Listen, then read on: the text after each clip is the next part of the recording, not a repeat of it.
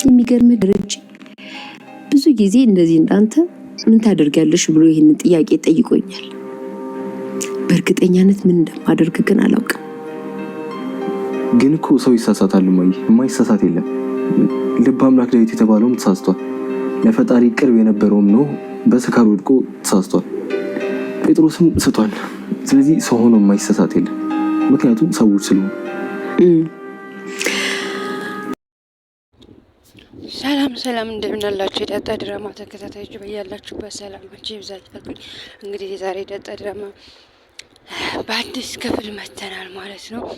በክፍል 59 እንግዲህ እንደተመለከታችሁ ዳጣ ድራማ በጣም በባለፈው ሳምንት ያለቀው እንግዲህ ዳጣ እትዬ ደውላ ለደረጀ ዳጣን ይዘላት ነው ሰላም ነቅታለች እና ዳጣን አምጣላት ስትለው እንግዲህ ምን ፈልጋ ነው ምናምን ብሎ ተንተባትቦ ነበረ ማለት ነው። ማለትም ያው ያንተባተበበት ምክንያት ሜቢ ተናግረ ይሆናል ማለት አንዳንዴ ደስታ ራስን ያስታል እና ምን ነው ይሆን ተናግረብኝ ይሆን ወይ ምናምን ብሎ ነበር። ለዘመናት የደበቀውን ምስጢር እያወጣችበት መስሎት ነበረ።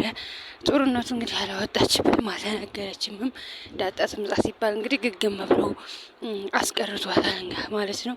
ለምን እንደዚህ እንዳለ አላቅም ምናምን ብላ ማርታ ምንትን ብላ ነበር ማለት ነው። እና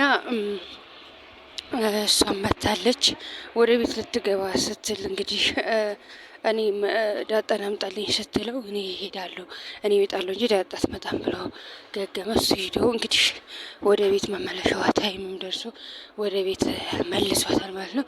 እንግዲህ ያው ወደ ቤት ስትመለስ እሷን ልጅቷን ማግኘቷ ስለማይቀር ልጅቷን እንዳታገኝ አድርጓታል ማለት ነው። ያው ልጅቷም እንድትወጣ አድርጓታል፣ ከቤት እንድትወጣ አድርጓታል ማለት ነው። እሷንም ወደ ቤት ይዟት ሄዷል። ለምንድን ነው እንደዚህ ያደረገው? ያው ለሰላም ነግሯታል። እንግዲህ ለምንድን ነው እንደዚህ ያደረገው ምናምን ብሏታል ማለት ነው። ማለት አታዝንልኝም ወይ ለእኔ ይህን ያክል አመት እንደዚህ ደብቀኝ ምናምን ለምንድን ነው አሁን ደግሞ እንዳላገኛት የምትከለክለኝ ያለ እያለችው ነበር። እንግዲህ ለ20 አመት የጠበቅሽውን ለ20 ደቂቃ መጠበቅ ካቃተሽ ምንም ማድረግ አልችልም።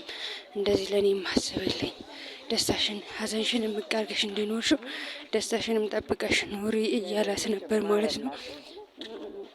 እሷም ያን ለማድረግ አቅሙም የሚኖራት አይመስለኝም ማለት የመጨረሻው ስቴፕ ላይ ስለደረሰች እና የጣለበትን ምክንያት ምናምን ሁሉ ነግሯታል። ለምንድን ነው አንተ ግን ጨካኝ ነህ? ለምንድን ነው በዛ ታይም ደም ልጅ የጣልክብኝ ምናምን ብለዋለች ማለት ነው። እኔ አልጣልኳትም፣ የጣለብኝ ወንድሜ ነው።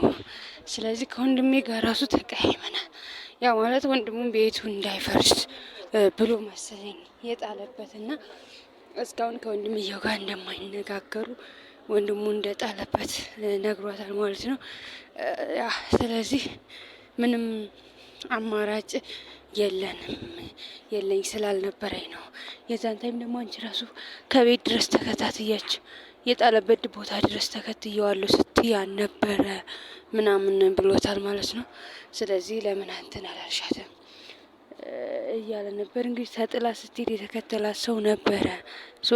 በዛ ታይም ነው ከቤት ልጁ የሚያገናኛት ማለት ነው።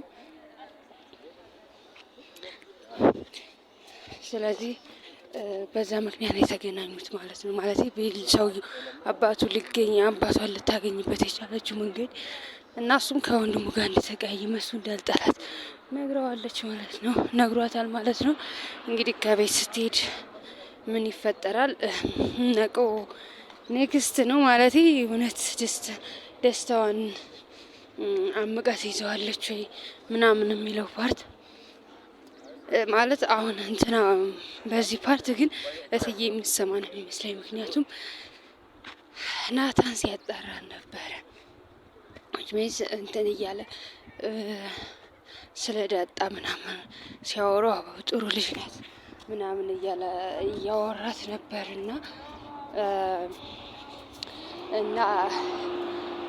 ምን ሆነ ጥሩ ከሷ ልጅ ጋር ግን ምንድን ነው ምናምን ስትለው አረ ምንም የለም አረ እኔ ደህና ናት ወይ ለማለት ያክል ነው የጠየቅኩ ምናምን ስትለው እና በዛ የተፈጠረውን ነገር ዝም ብሎ እየጠየቃት ነበር። አባቷ ይጠይቃት እናቷም እንደዛው ግን አባቷ በእናቷ በላይ ሄዶ ስለወለዳት መሰለኝ የማይጠየቃት ምናምኑ ማለት ሚስትየው እንዳትቀየሙ ምናምን መሰለኝ ምናምን ሲላት ግን አንቺ ብትሆኚ እግዚአብሔር ይመስገን ግን አንቺ ብትሆኚ ምን ታረጊያለሽ ማለት ደረጀ በአንቺ ላይ ሄዶ ቢወልድ ምን ታረጊዋለሽ ማለት የማደርገውን ነገር አላውቅም፣ ግን ደግሞ እንደዚህ አይነት ስራ በጣም በይቅርታ የማይታለፍ ነው ምናምን ብላ ሀርድ ሙድ አጥጥተው ነግረዋለች ማለት ነው። እንትና እንግዲህ ያው ማለት እኔ እንጃ ማርታ በሰማሽ ቅጽበት